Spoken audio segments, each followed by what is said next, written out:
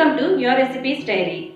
இன்னைக்கு நம்ம டீ ஷாப்ஸ்ல கிடைக்கிற மாதிரி புசு புசுன்னு வாழைக்காய் பஜ்ஜி சோடா மாவு இல்லாம வீட்லயே எப்படி செய்யறதுன்னு பார்க்க போறோம். வாங்க வீடியோக்குள்ள போலாம்.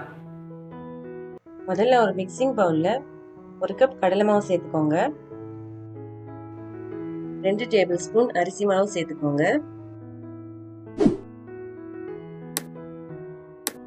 1 டீஸ்பூன் மிளகாய் தூள், 1/2 டீஸ்பூன் மஞ்சள் தூள், 1/2 டீஸ்பூன் ஜீரகத்தூள், 1/2 டீஸ்பூன் மிளகுத்தூள், 1/2 டீஸ்பூன் தனியாத்தூள், கடைசியாக கொஞ்சமாக பெருங்காயத்தூள் சேர்த்துட்டு நல்லா மிக்ஸ் பண்ணி விட்டுக்கோங்க. நீங்கள் நான் சேர்த்துருக்கிற எல்லா ஸ்பைசஸும் சேர்க்கணும்னு அவசியம் இல்லை. வெறும் மிளகாய்த்தூள் பெருங்காயத்தூள் மட்டும் சேர்த்தா கூட போதும். இப்போ இது கூட 1 டீஸ்பூன் எண்ணெய் சேர்த்துக்கோங்க. நல்லா கலந்து விட்டுக்கோங்க. எண்ணெய் சேர்க்கறத ஸ்கிப் பண்ணாதீங்க. நல்லா கலந்து விட்டுட்டு 1 டீஸ்பூன் அதிகம் புளிக்காத கெட்டி தயிர் சேர்த்துக்கோங்க. இப்போ டேஸ்ட்க்கு ஏற்ற மாதிரி உப்பு சேர்த்துக்கோங்க. நான் கொஞ்சமாக கல் உப்பு தண்ணியில் கரைச்சிட்டு சேர்த்துக்கிறேன்.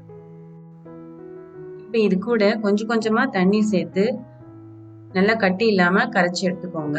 முதல்ல கம்மியாகவே தண்ணி சேர்த்து பொறுமையாக கட்டி இல்லாமல் கரைச்சிட்டு அதுக்கப்புறமா பஜ்ஜி மாவு கன்சிஸ்டன்சிக்கு தேவைப்படுற அளவுக்கு தண்ணி சேர்த்து கரைச்சிக்கோங்க.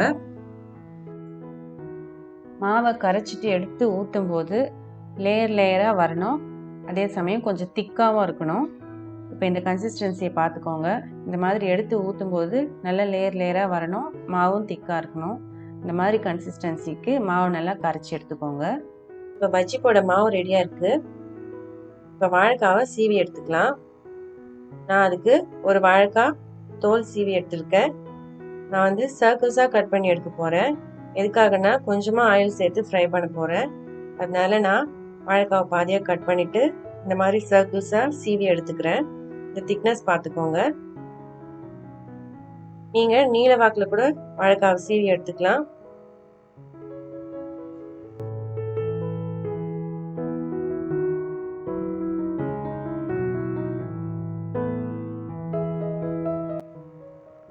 அடுத்ததா பஜ்ஜி போடுறதுக்கு ஒரு கடாயை ஸ்டவ்ல வச்சு தேவையான அளவுக்கு எண்ணெய் சேர்த்துக்கோங்க. நல்லா ஹீட் பண்ணிக்கோங்க. எண்ணெய் நல்லா சூடானதுக்கு அப்புறமா ஒரு வாழைக்காய் துண்டு நம்ம ஏற்கனவே கரைச்சி வச்சிருந்த மாவுல நல்லா டிப் பண்ணிக்கோங்க. 2 பக்கமும் நல்லா கோட் ஆகுற அளவுக்கு நல்லா டிப் பண்ணிட்டு எடுத்து எண்ணெயில விடுங்க. எண்ணெய் நல்லா சூடா இருக்கணும். இப்போ எண்ணெயில போடும்போதே பாருங்க பஜ்ஜி வந்து அப்படியே லைட்டா உப்பி வருது.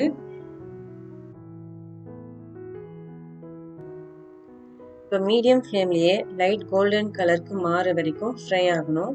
ஒரு பக்கம் லைட்டாக கலர் சேஞ்ச் ஆயிடுச்சுன்னா திருப்பி போட்டுடுங்க.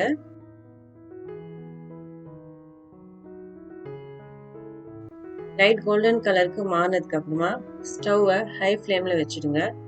ஹை ஃப்ளேமில் வச்சதுக்கப்புறம் தான் நமக்கு வந்து பஜ்ஜி வந்து நல்லா புசு புசுன்னு உப்பி வரும். ஹை ஃப்ளேமில் வச்சதுக்கு அப்புறமா இந்த மாதிரி டார்க் கோல்டன் கலருக்கு மாறணும். 2 சைடுமே டார்க் கோல்டன் கலருக்கு வந்ததும் இந்த ஸ்டேஜ்ல நீங்க பஜ்ஜியை வெளியே எடுத்துக்கலாம்.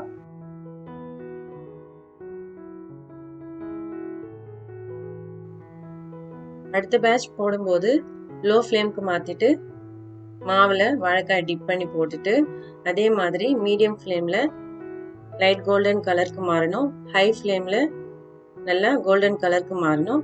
அதுக்கப்புறம் நீங்க பஜ்ஜி எடுத்துடலாம்.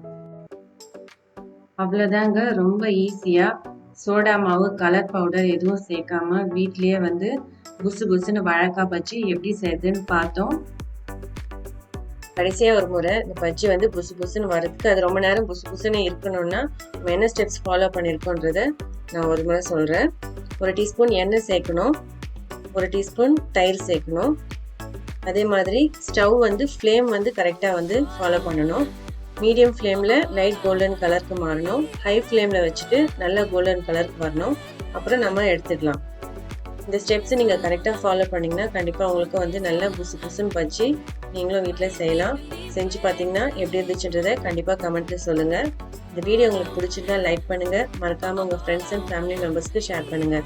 இதே மாதிரி ரெசிபி வீடியோஸ்க்கு your recipes diary channel subscribe பண்ணி கூடவே பெல் ஐக்கானையும் ப்ரெஸ் பண்ணி ஆல் ஆப்ஷன் செலக்ட் பண்ணுங்கள். மீண்டும் வேற ஒரு சுவையான ரெசிபி வீடியோவில் நான் உங்களை சந்திக்கிறேன். தேங்க்யூ. பாய் பாய்.